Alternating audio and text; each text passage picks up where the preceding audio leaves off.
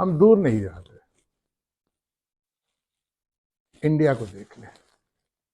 آج دنیا میں وہ جس مقام پہ کھڑا ہوا ہے، وہاں پہ ان کے سیاستدانوں کا کنٹریبیوشن بہت ہے. ہم سمجھتے کہ ایک ہی ماں کی کوکھ سے جنم لیا ہم دونوں ملکوں نے. آج ہندوستان بہت آگے نکل گیا. چاہے آپ کو یہ بات بری لگے یا اچھی، یہ بات اپنی جگہ اٹل ہے کہ انڈیا اب ترقی یافتہ ملکوں کے صفوں میں آ گیا ہے، اور ہمارا تو چھوڑی تھے. وہاں پہ ان کا جو پہلا وزیر اعظم جواہر لال نہرو، پنڈت جواہر لال نہرو کا تعلق ایک بہت ہی کھاتے پیتے گھرانے سے تھے. ان کے والد موتی لال نہرو ایک بہت پائے کے وکیل تھے. ان کی پرورش جواہر لال نہرو کی بڑے نازوں کے ساتھ کی گئی تھی. وہ بہترین کپڑے پہنتے تھے، بہترین سگار پیا کرتے تھے، بہترین گھڑیاں پہنتے تھے.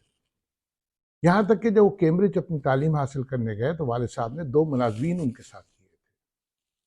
جب وہ واپس آئے وکالت کر کے واپس، تو ایک تو سب سے پہلے موتی لال نے ان کو کافی سارے کلائنٹس دیے، اور ان کا رجحان دیکھا کہ وہ سیاست کی طرف مائل ہے، اور وہ ایک سوشلسٹ خیالات کے انسان تھے. وہ مساوات کے قائل تھے عوام میں، اور اس کا اظہار اکثر کرتے تھے. طبیعتاً اچھے آدمی تھے، لیکن ان کا جو رہن سہن تھا بہت عالیشان تھا. بہترین اٹالین ٹائیز، جوتے، سوٹس، بہترین گاڑیاں میں سفر کرتے تھے.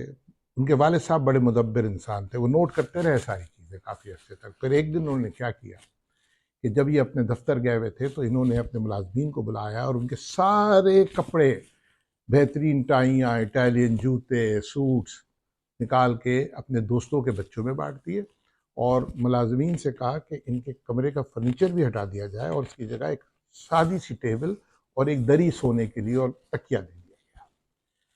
جب جواہر واپس آئے تو انہوں نے والد صاحب کا یہ سب کچھ دیکھ کے تو بڑے حیران ہوئے. وہ والد صاحب کے کمرے میں گئے. اس وقت وہ لیو ٹولسٹائے کی کتاب وار اینڈ پیس پڑھ رہے تھے. انہوں نے جواہر کی طرف دیکھا، مسکرائے. جواہر ان کو دیکھ کے مسکرایا اور کہا کہ یہ آپ کا آپریشن مجھے بغیر بتائے کر دیا، کیوں؟ موتی لال تھوڑی دیر سوچتے رہے، پھر کہا دیکھو بیٹا، تمہارے خیالات جو ہے نا وہ سوشلسٹ جھکاؤ کی طرف ہے. ہماری عوام بہت غریب ہے.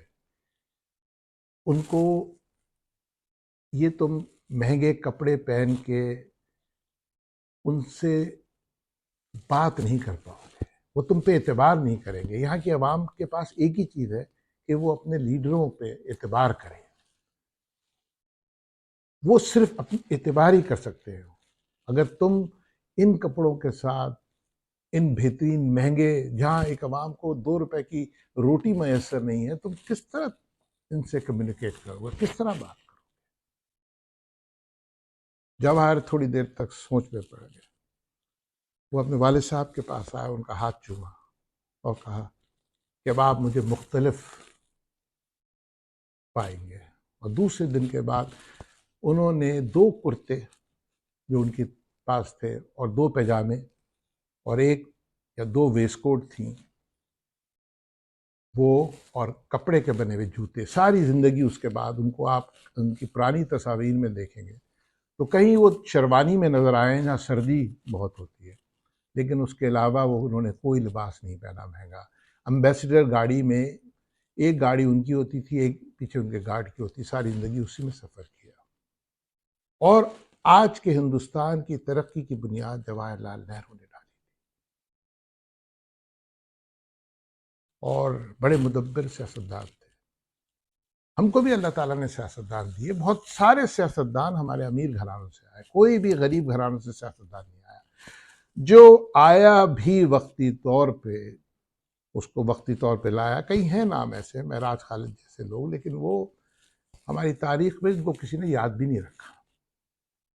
اس کے علاوہ باقی لوگ کم سے کم 20 گاڑیوں کے خول میں چلتے ہیں، بلٹ پروف گاڑیوں میں گھومتے ہیں، کروڑوں روپے کی گھڑیاں زیب تن کرتے ہیں، بہترین محلوں میں رہتے ہیں. اور بات عوام کی غربت کی کرتے ہیں، ان کے خون کے آنسو روتے ہیں وہ لوگ، ہمارے سیاستدان، وہ سیاستدان جو ہمارے عوام نے ہی سلیکٹ کیے ہیں، اور ہماری تباہی کی ذمہ دار، میں یہ نہیں کہوں گا کہ صرف سیاستدان ہیں، لیکن انہوں نے ہمارے کو کوئی رہنما نہیں دیا، اقتدار پہ قابض رہے، ملک کے لیے کچھ نہیں کیا، غریب عوام کا ووٹ لے کے آئے لیکن ان کے لیے کچھ نہیں کیا، اور اب ہم بتدریج نیچے کی طرف جا رہے ہیں۔ میرے پاس اس کا کوئی حل نہیں ہے سوائے امید کے ہے، نہ میں کچھ فی الحال کچھ ایسا کر سکتا ہوں، نہ میرے پاس طاقت ہے۔